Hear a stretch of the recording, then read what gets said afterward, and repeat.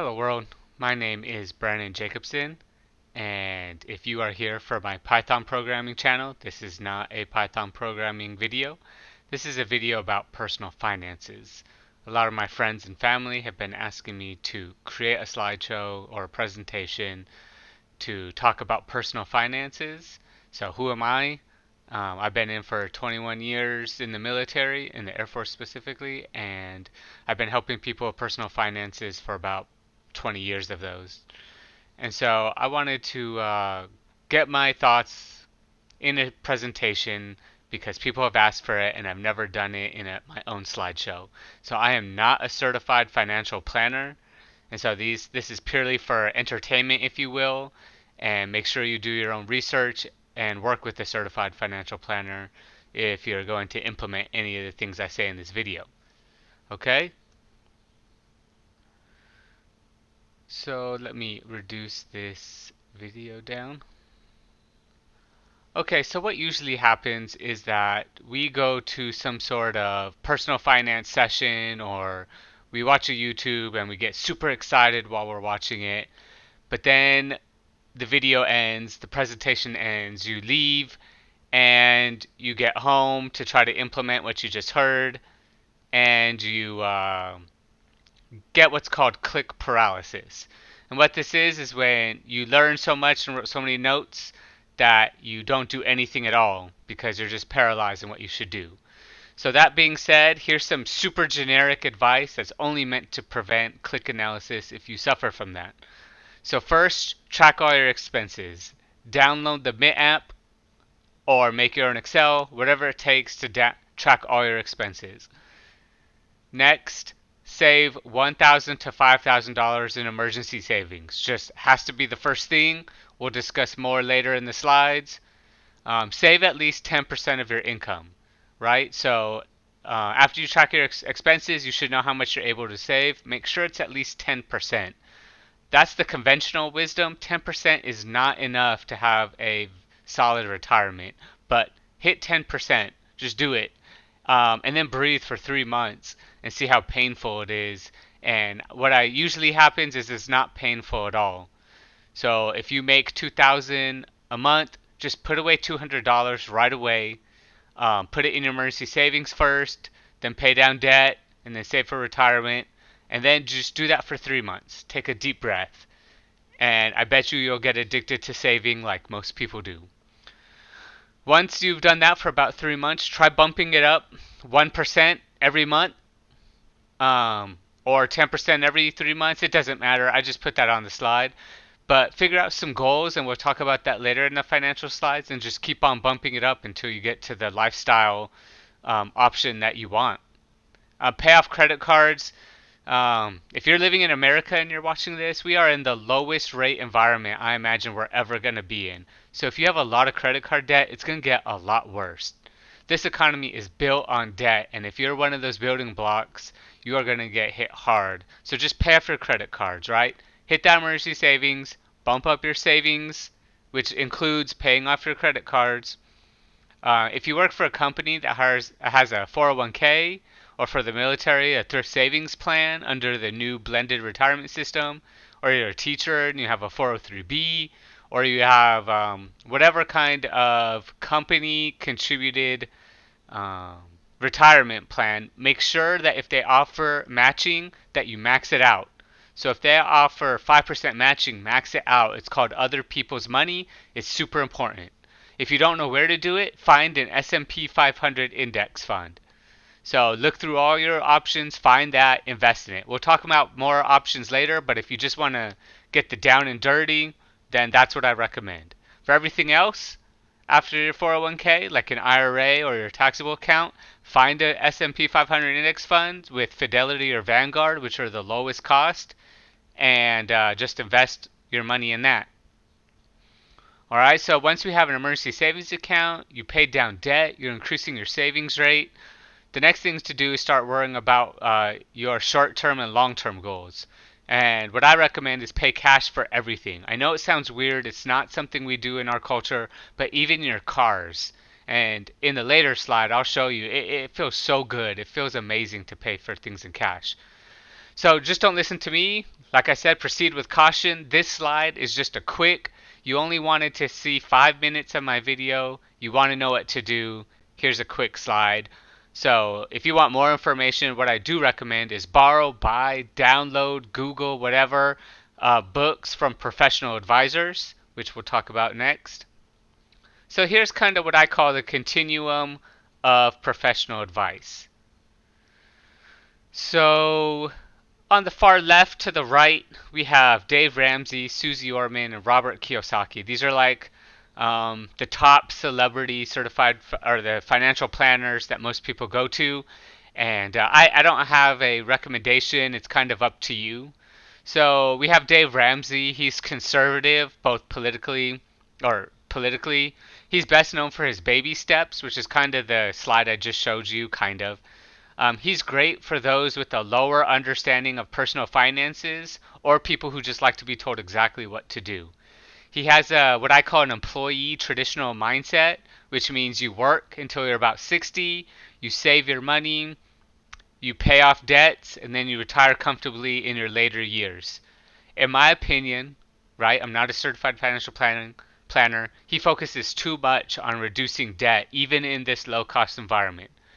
So being debt free is feels fantastic. Don't get me wrong, but sometimes having a lower cost debt and just keeping it and investing somewhere else is the better option. But he doesn't believe so. But that's okay. I feel like he has an oversimplified view of investing too. For example, some of his infographics says just invest it, earn 12% a year, and you'll be a millionaire by 60, and that's great, and that's kind of true. But it's hard to find 12% a year returns, even especially if you follow his 4 mutual fund advice. But that being said, he has helped, I don't know, 85% of the people I know, family, friends, co-workers. He has done a huge service to this country in helping people with their personal finances. So if this kind of describes you, you're conservative, you kind of like to be told what to do, you need some oversimplification, then Dave Ramsey is awesome. Next, we have Susie Orman. She's liberal in her ideologies. She's known for her TV show and one of my favorite segments called Can I Afford It? And she kind of has this like tactless New England accent. And people call in and say, Can I afford this? And then she reviews their finances and kind of in a mean way says no. And I love it. She is better for those with a better understanding of personal finances, right? Sometimes she tells you to keep the debt and invest somewhere else. She has a good balance between employee mindset and investor and a business owner. So she has broken a lot of glass ceilings. She's a lesbian, she's a woman, and those two don't go well in high New York Wall Street finance. And she has managed to burst through those glass ceilings. She focuses heavily on being properly insured. Just ideologically, I'm not all about that insurance company life. And so she has been kind of hostile towards the financially independent and retired early community. And we'll talk about what that is later. But it's because of medical insurance. Medical is super expensive in America. So if you don't plan it right, one medical emergency can waste away your whole financially independent and retired early goal. And then sometimes she mixes politics with her portfolio recommendations. And so I think it's good to keep them separate, but that's up to you. And then next is Robert Kiyosaki, which is who I identify closer to. He's independent. He's the author of a controversial book called Rich Dad Poor Dad. He's better for those with a higher understanding of personal finances because he goes against the grain and it's hard if you don't know how finance works. He has an investor, business owner mindset, and I'll talk about this specifically later. And he focuses on generating income now and not in the future older years, which is something I believe in. And then some of his views are known as controversial, and some people consider him demeaning towards the normal workforce. So sometimes he uses words like dumb, and that doesn't help people who maybe don't have the same level of knowledge. So this is the Continuum Professional Advice. If something I said aligns to you, go ahead and borrow or download their books or ask a friend, download them on Audible, whatever. But these are the three main ones I recommend. And so here's my advice right here. So before you begin anything, even before you read those books, what I recommend is that you do a 30-day spending challenge where you track every cent, even like 50 cents at the snack bar, something like that, whatever. So, like I said in the first slide, download Mint or you need a budget or something equivalent, and then create your own tracker, whatever it takes to make it easy on you. Because if it's too complicated, you're going to stop doing it. Categorize your spending by bills, dining out, groceries, entertainment, whatever categories fit your lifestyle. The further you categorize, the better you'll have visibility. And so, some examples is dining out can also be split between restaurants and fast food.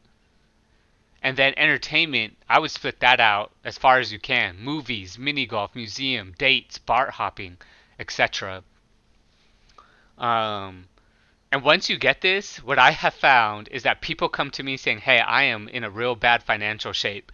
What should I do? And they're looking for this magic lotto ticket idea. And I said, great.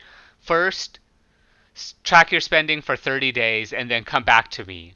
And then I don't see them for months. Because what usually happens is that they track their spending for 30 days and then they see in big bold that they have spent $100+ at Burger King in the last month or whatever. And so dining out is usually the most common expense. People are like, wow, that's way too much. And then they free up additional dollars. The next step is to list out all your bills and when they're due. So some small tweaking without even saving money is just make sure you're dividing your paychecks and the bills equally.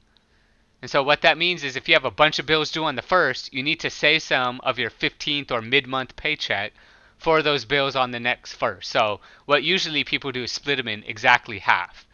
And so this ensures that you're not living this super baller life for 2 weeks and then putting the excess spending on your credit cards and then the next 2 weeks living like this ramen life as you scrape through. And then the next one is slowly reducing services. Sometimes we just don't notice that our cell phone bill, our cable bill, internet, all these bills keep growing and we don't even notice it. So sometimes our 1 year contract with DirecTV runs out, we don't notice, and it goes up by $50. So what people usually do is say, holy crap, I'm spending $200 in cell phone service, and they cut that. And then this one's important. I kind of feel like it should be first. Look through every single bank account, brokerage account, service that you have, whatever, and eliminate fees. Fees are the worst. And so, well, taxes are the worst, but fees are the second worst. And right now, in today's environment, because there's so much excess money, is that banks are computing for you, right? So not only are they reducing fees, they are giving you rewards. The biggest example is reward credit cards. I mean, the rewards are amazing right now if you are tracking it. So look through everything, and if you have any bank account that's charging you any kind of fees, ditch it and get a new bank account. I'm serious. So if this video blows up and people are interested in it, I'm probably going to do a microfinance. So people with a very low income, and it's expensive to be broke. So a $20 ATM withdrawal being charged a $3 ATM fee, that's like a 15% cut. And most people, we just accepted this and it's unsatisfactory. So make sure there's no fees and make sure you have rewards. And then lastly, before we begin, track your net worth. So you take all your assets and then you subtract your liabilities, and that's your net worth. And your goal is to kind of grow your net worth. So that's what you do before you begin. And sometimes that's all people need to do at all. So some people just don't even care what I say next. And once they do those four, they start improving their financial situation. So, but I don't recommend you stop there. What I do recommend is that you start thinking about what kind of financial mindset you have. So we're going to talk about this quad chart, which is called the cash flow quad chart from Rich Dad Poor Dad later. So first, kind of the traditional financial mindset, which I've already talked about. And that's where you work until you're about 60 and where you can start collecting Social Security or collecting a pension, which usually starts around 59 and a half or 62, 67. And you spend the last several years in retirement and you start drawing down your investments. Hopefully, you pay down your house or it will be paid off while you're retired. And this is called a traditional mindset. I'm not a fan of it because those last several years are usually not your healthiest years. And usually you're working towards a net worth goal of like 1 million or 2 million. It's this round number. And I found when you get there, the world does not change like you think it did. And so this traditional mindset's kind of changing. Um, there are a lot of financial mindsets, but these are the three that I kind of have seen in about the 20 years I've been doing this. The next one is called the FIRE mindset, or the financially independent or independence and retired early. And so this is where people want to retire before 60 or 50 or even 40. They focus on reducing expenses and liabilities, and they're often minimalist focused. This is like the tiny homes people. This is people like that who just reduce expenses and then they invest heavily quickly, so they start earning passive income through dividends and rental income, or they start using their investments before they retire. And so the lower their expenses and liabilities are, the more that passive income buys. And since they don't really buy a lot, they're just enjoying life. So some of the cautions, our culture does not like this. I'm a big fan, but our culture is against it, fighting against it. One of the things is boredom, because we've been trained that you have to work until we're 60, sacrifice your family, all that. But it's up to you. And then there's people like me who I call it perpetual asset building, and most people call it greedy and hoarding. I'm okay with that. I don't think it's greed. I think it's financial prudence. But I really have no plans on retiring from the workforce. I do want to get to the top of something where I'm in charge. I want to be the business owner where people work for me. I want to focus on starting companies, investing, and generating passive income. But the sole reason for that is to buy more assets. So I'm not working. I'm not sacrificing the time from my family. Those passive income, those assets are. And I like to reduce expenses a lot. But the only reason why I'm motivated to do that is so that extra money is harvested to invest and build more assets. And so you have to kind of find where you fit because that will determine how you approach the next several slides. So this cash flow quad chart is super important to me because some people get it confused. The first one is an E. It's an employee. You have a job working for somebody else. And this is the traditional financial mindset. Self-employed, at least in Robert Kiyosaki, and I have to agree, is no better. They work so hard, and small businesses are the backbone of America. Yet being self-employed is just you own a job. It's still a job, right? You have to give it life force for it to earn money. The second you stop working, the second you want to spend time with your kids, it stops earning money. So the next is the business owner. So you own a business, people work for you, and unfortunately they're sacrificing their time. And then you're making this almost passive income. You can be in charge of it, which is fine. That's your job. But you can also go away and go on vacation and let this business work for you. And then kind of parallel to this is an investor where you've invested so much money into houses, investments, that the dividends and the rental income buys more stocks, which earns more dividends, and that rental income buys more houses and earns more rental income, and then it just kind of never stops until that perpetual asset building. So you have to find out kind of how old you are. One, it's hard to make a massive switch, but which one fits you? Which one do you feel more comfortable in? And then really attack that one and focus on it. So once you find out your financial mindset and we've tracked all of our things that I mentioned above, then we can start this circle of financial life, right? And here's something that I do. I have my own economics website. It's not one of these cliche blogs that just tells you and regurgitates information. These are more like mini research papers where I'm just exposing everything about economics in America. That's at financialgenomeproject.net. Somebody is squatting on the .com, unfortunately. But anyways, on there I have a where to start link and this little circular planning of life. So first, you do emergency savings account, right? And each one of these has a slide. Then you eliminate or reduce your debt. Then you save for retirement. Then you start working on some short-term goals and then some long-term goals. But you can't get any of this until you've tracked your spending, your net worth, your bills, your passive income, and you track it monthly so you can track the progress. So I hate this cliche, but it's true. What gets measured gets done. So the key though is finding the right measurement. So just because you're measuring it doesn't mean you're working towards the right goal.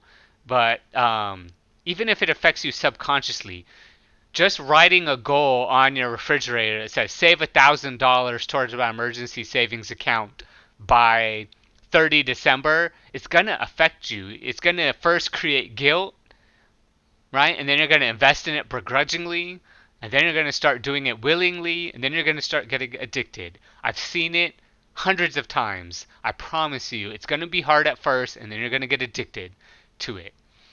So, let's talk about emergency savings account first. No secret here, it's just a savings account for emergencies. So I know in the first slide I put 1 to 5,000. That was just to get you going if you have click paralysis. But what you really need to do is have 6 months worth of expenses in the savings account. These numbers, I just did some data. These are lower than I thought. But it says 28% of US adults have no emergency savings at all. That number is low, so congratulations to the 72%. I thought it was way higher.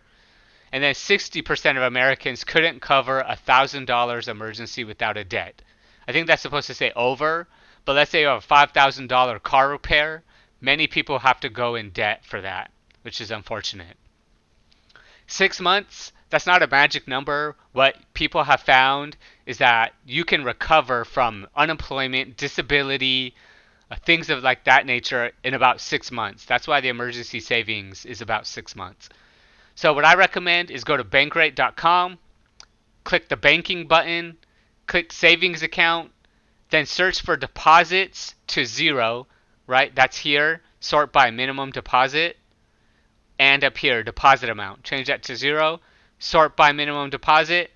Boom. Then find accounts with zero fees, which we've already talked about, and zero minimum balances.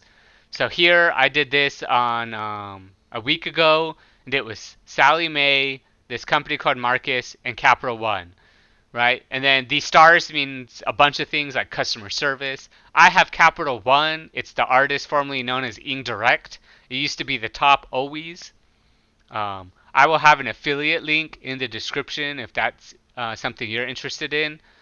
Yeah, so it's super easy, and that's where I keep my emergency savings. But make sure it's only 6 months worth of expenses. This 1.7% is so low. When I started my emergency savings account, I remember Indirect sending me an email saying, your interest rate has been reduced to 5%. And I was livid. I was like, 5%? How are you supposed to, become financially independent with 5%? And now I'm super excited that we're above 1%. That's unfortunate. So 6 months worth of savings and then you stop, right? Because we're in a low interest rate environment and you don't want too much money in cash. You need to work that towards your debt because usually those have way higher interest rates. And then you need to save for retirement. So get that cash in your emergency savings and then start paying down or eliminating your debt. So the key to how to approach this, and it's kind of the philosophy rich people use, is every next dollar. So every dollar that you're going to do is a choice. You can either consume it and buy stuff and go into further debt, or you can eliminate or reduce debt and save it. So step one, stop going into debt, right? Sometimes that alone can save people financially. Just stop. I know it's hard. It's going to probably be a rough couple weeks when you first start. Just put the credit cards in a shoebox, something. just stop going to into debt. And then once you're comfortable or you've already managed to get out of debt, then what I recommend is going to powerpay.org, putting in all your debts and let it tell you what it thinks, right? It's this database that tells you how to do it the quickest, but if you don't want to do that, first pay off your credit cards. I can almost guarantee you it's the highest interest rate. So pay those off first. Next, no matter how big they are, just get rid of the credit card debts because once the interest rates start going back up, those credit cards are going to go up way quicker than any like savings account, loans, whatever. There's two options to pay down debt quicker. The first one is the lowest balance first. And what this does is it gives you the advantage of emotional victories and it increases your motivation. That first time paying off something feels so good. I can't even explain it unless you felt it before. A higher interest rate first is mathematically because it's that next dollar. So if you pay down that 15% interest rate, no matter how long it takes, it's going to save you money because that 15% is not accruing 15% anymore. But people usually get burnt out. So don't let anybody tell you what's right for you. Figure out what's better for you. The behavioral side, which is the lowest balance first, or the mathematical side if you're more logic based. Then focus on your installment loans. These are just normal loans that aren't the interest rate's not variable. If possible, and our government is making this harder and harder, and so are the banks. But they used to give you an option to pay down just the interest-bearing student loans first, right? They used to split out all the student loans, and then you can pay individual ones off. That's going away, right? I have my own philosophies on that. I won't explain why. I think it's part of the system holding you down. But if you're able to pay down the interest or unsubsidized loans first, and then go to the lowest balance if they're all around the same interest rate. So student loans, car payments, personal loans, they should be around the 3 to 6% range. Pay those off. And then it's kind of up to you if you're following Dave Ramsey or somebody, then paying off your primary residence. To me, that's a long-term goal, not a part of your retirement plan, not part of this eliminate or reduce debt. So I recommend skipping that, but that's up to you. But as each debt is eliminated, right, you pay off that, I don't know, Macy's credit card. It had a minimum payment that you were paying it. Then you roll that over to the next debt. And then you roll that one once that pays off to the next debt, and it creates what's known as the snowball effect, right? Where eventually you paid off 6 credit cards or whatever, and now you're paying a crap ton towards all your debt. And once you're done, and once all you have is your mortgage left, then you have all that money ready to be put towards your retirement or your short-term, long-term goals. So when you're saving for retirement, there's two things you have to know. First, the vehicles, right? This is a place where you can put your money. There are account types. And then there are investment types or options. So first we'll talk about the different vehicles. So the first one are retirement accounts. I recommend everyone maxing out their individual retirement account or their IRA. So this is $6,000 per person, so $12,000 if you're married, as long as one person's earning an income, right? So put that in. We'll talk about Roth and traditional next. And then also if you have a defined contribution plan, 401k, 403b, thrift savings plan, whatever, you can save up to $19,500. But these are just vehicles for storing your money. And we'll talk about the type of investment on the next slide.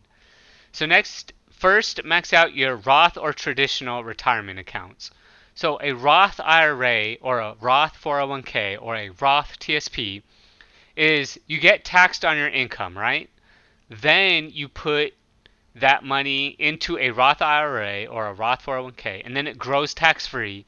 And no matter how rich you are, unless the government changes, which they're leaning towards, both Republican and Democrat. But anyways, at this time in 2020, it will be tax-free at withdrawal versus a traditional, which is before tax, right? So it lowers your adjustable gross income.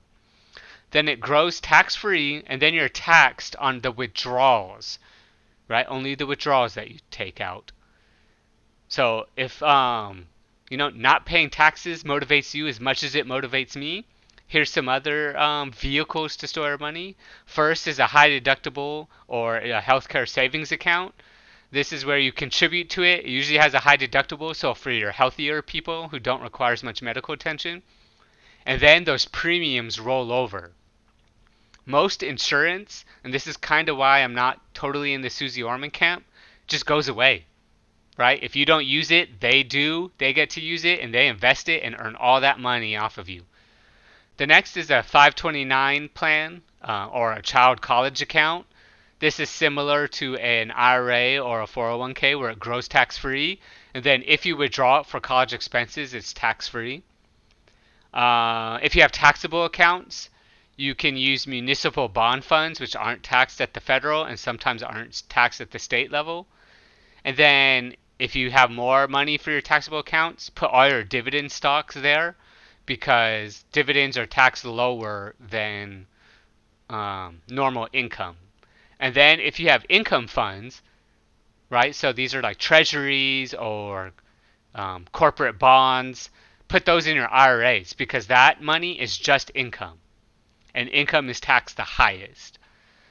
So you need to, the key to any of this is start early, avoid taxes and fees, right? That is the key. So if you are super young, if you're 18 and 19 watching this, awesome. Awesome. You're probably going to be a millionaire. So now that we figure out what kind of vehicles, next we have to determine the options that you get to choose. And here's not all inclusive, just the normal investment options. And then to the left, I have kind of like what I feel are passive, and you don't need as much financial knowledge to get the expected outcome. And then all the way to the right, which is active, right? You need to be more active with these, and usually they require a higher financial knowledge. So the key to this, though, is your risk tolerance.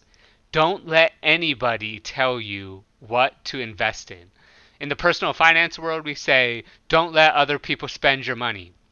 Because I promise you, if you're in an investment type that doesn't match your risk tolerance, you're going to be susceptible to emotional, knee-jerk reactions which will cost you hundreds of thousands of dollars. I guarantee it. I am super logical. I don't have a lot of emotions, and yet I am still impacted by this because I do very high risky investment options. So if you look on the left, you can put your money in the bed, right? I don't trust anything. Put it in your bed. You're going to lose out to inflation, but you won't lose money, basically. But just in the short time I've been on this planet, inflation is ridiculous. The cost of every single commodity since I've been alive has gone up. And so that's just how it is. So next is the certificate of deposit. This used to be one of the gold standards of investing, but now CDs are such low interest rate that they're no better than savings accounts or money market. The next is an S&P 500 index fund. You don't need any knowledge, and they're almost the best option. In fact, I'm very active, and I can't beat an S&P 500 index fund. So you just open up your IRA, your 401k, your taxable account. You go to Fidelity, Vanguard, whatever. You find an S&P 500 index fund. Make sure it's an index fund. You invest in it. It's super passive. It has some of the lowest fees. The risk is just it follows the broad market. So if you type in S&P 500 100-year chart, you'll see something very peculiar. It goes straight up over 100 years. Do 50 straight up. Even do 20 years straight up. You will see spikes down straight up from there. And so active investors like me, they say over 85% can't beat an S&P 500 index fund.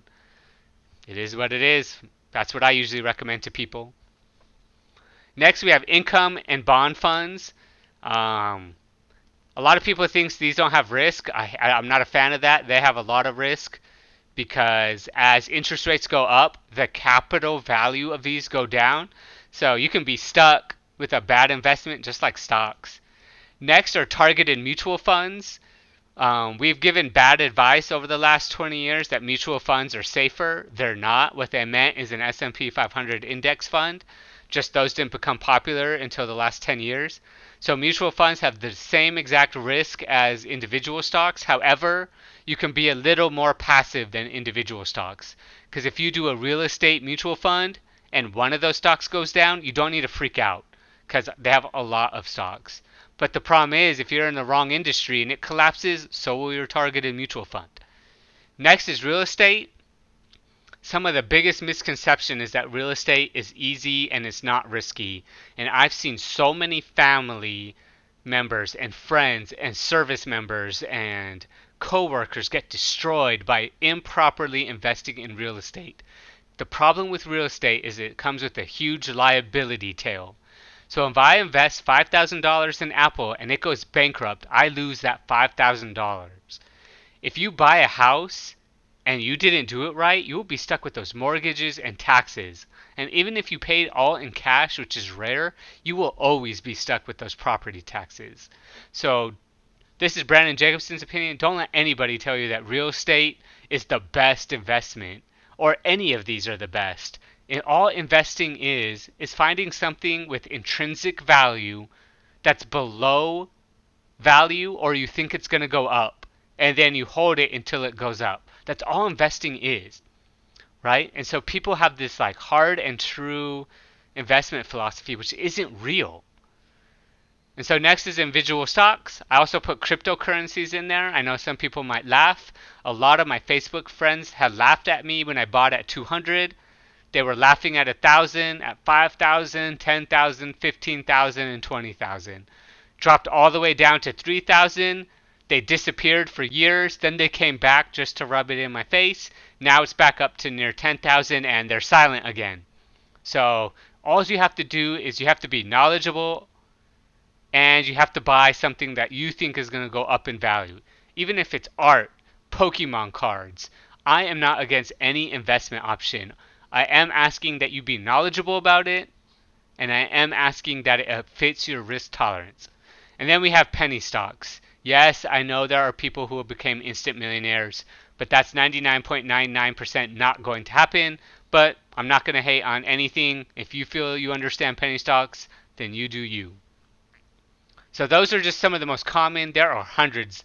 If you know art better than anybody, then you buy low and you sell high. So once you have saved for retirement, right? We talked about IRAs, 401ks, you chose your investment option, then you go to this all cash life. I promise you, living an all cash life feels amazing. Paying for a car in all cash feels great, even though the car dealerships treat you like crap. So when you go in there, they said, hey, would you like to finance? They get you some popcorn, they get you a diet soda, and then if you go in there like, yeah, I'm going to pay all cash, oh, they put you in that dark, scary room, and it is what it is. They make most of their money not by selling cars, but by getting you to finance something you can't afford.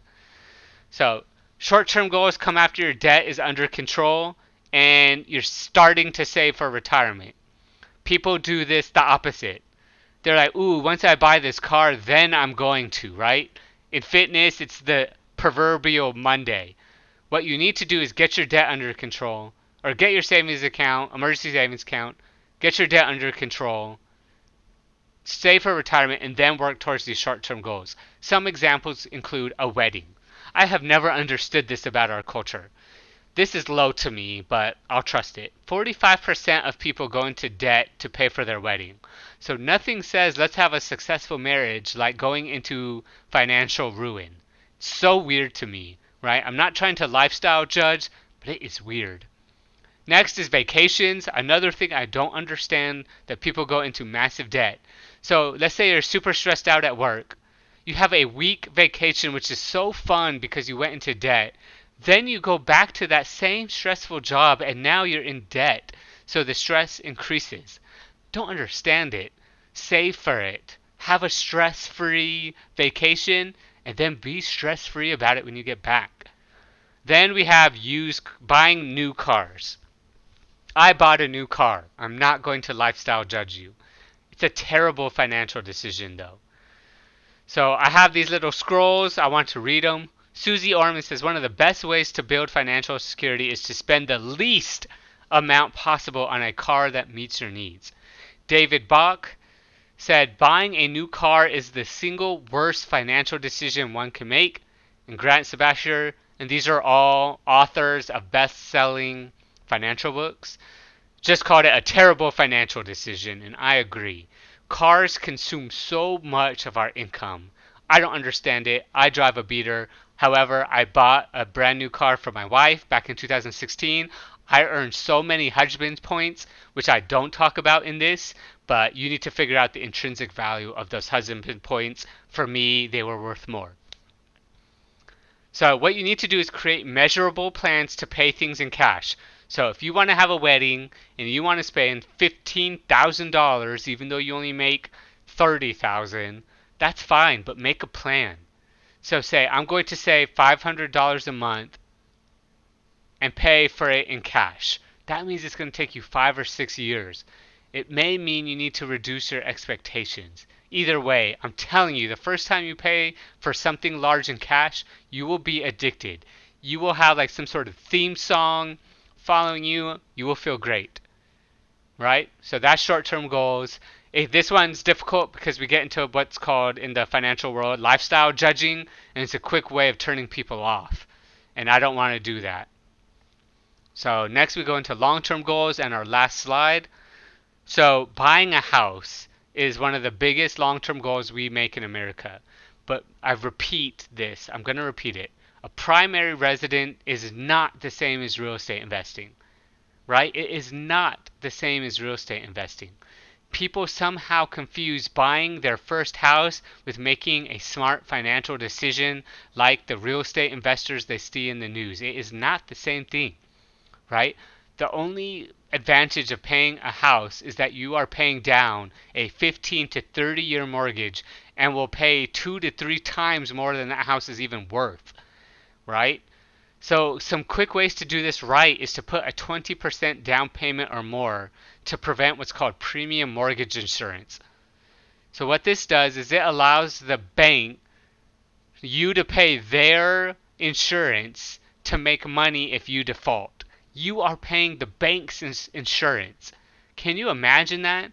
Can you imagine if the police paid my car insurance for the expected wreck I might get? It's insane.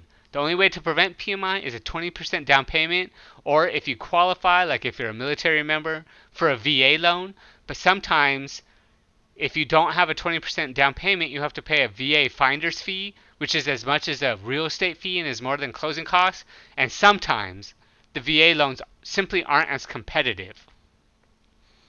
And so if you don't have a down payment, you are at the risk of the market dropping suddenly. And then you just have this massive liability for something that is worth less than your loan.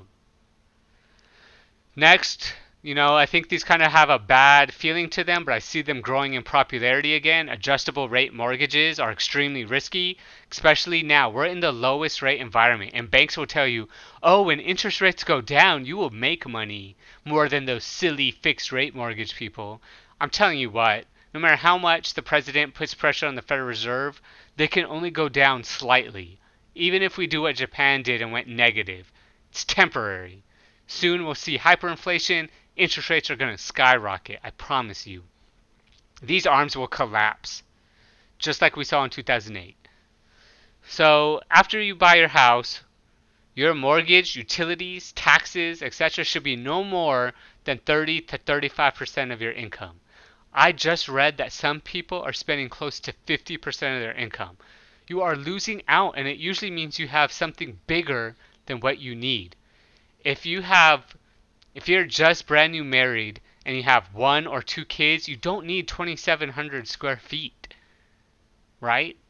I mean, me and my wife have lived in a 330 square foot apartment. Then we upgraded to an 800 square foot little attic, up to 1,000 square foot apartment, to like 1,200, and then we just keep building up as our family grows. And so, I'm not going to lifestyle shame here if you're going to spend that much money, but I'm telling you, you're probably spending too much. And then consider for sale by owner homes. We're violently and vehemently against this in America, right? We love real estate professionals, But every time a house is bought and sold, it's 3 to 6% that goes into a real estate investor, real estate professional's pockets. Most of us do all the work ourselves. We go to Zillow. So there's this industry called for sale by owner, and some states are loving it and they make it easy, and a lot of states are making it harder. But it's just two people selling the house between themselves and skipping this 6% tax on house exchange. So that's buying a house. I don't want to go too much into that. Um, and just if you are renting, don't let anybody tell you that you're throwing away your money, right? There are renting and buying calculators. Right now, we're in a low interest rate environment. So right now, the benefit is buying a house, but renting is not throwing away your money.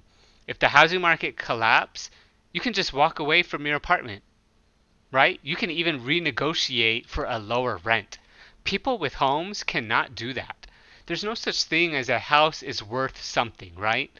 You saw a lot of people in 2008, just jolted that their house is now worth 200,000 when it was 500,000, and they just short sold or foreclosed waiting because they thought their house was worth something. Houses and art and stocks and every investment is only worth what somebody is willing to pay for it, right? There has to be a bid and an ask. Renting is not like that. You just walk away, right? And buying a house comes with unrecoverable costs, appraisals, home inspections, title fees, and closing costs. And let's not forget, the government always owns you, right? You will always pay property taxes, even though most of these property taxes aren't going to the schools, aren't going to the roads, aren't going to the services now. You will always pay those property taxes, and they're only going to go up. So again, the long-term goals are hard because you quickly get into lifestyle shaming, and that's not what I'm trying to do. So this is my first personal finance video. I hope you enjoyed it. If I've made a grave mistake, please leave a comment and provide a source. If you have a personal opinion on this, leave a comment too and say, hey, this is my opinion, but Brandon, I disagree. If this video helped you, please leave a comment and tell me it did. It means a lot to me. I help a lot of people. If this video somehow gets big or goes viral or something, I plan on doing a microfinance. So if you're really hurting or you have not a lot of money, then I want to do a video on that because that's what I really specialize. I've helped dozens and dozens of people get off of entitlements and live a financially prudent life on a very low income. It's kind of my specialty, but I helped people who have more money than me too. So either way, I really hope you enjoyed this video. For the people who are here just for Python programming, I will get back to that after this video. Thanks for watching. Goodbye, world.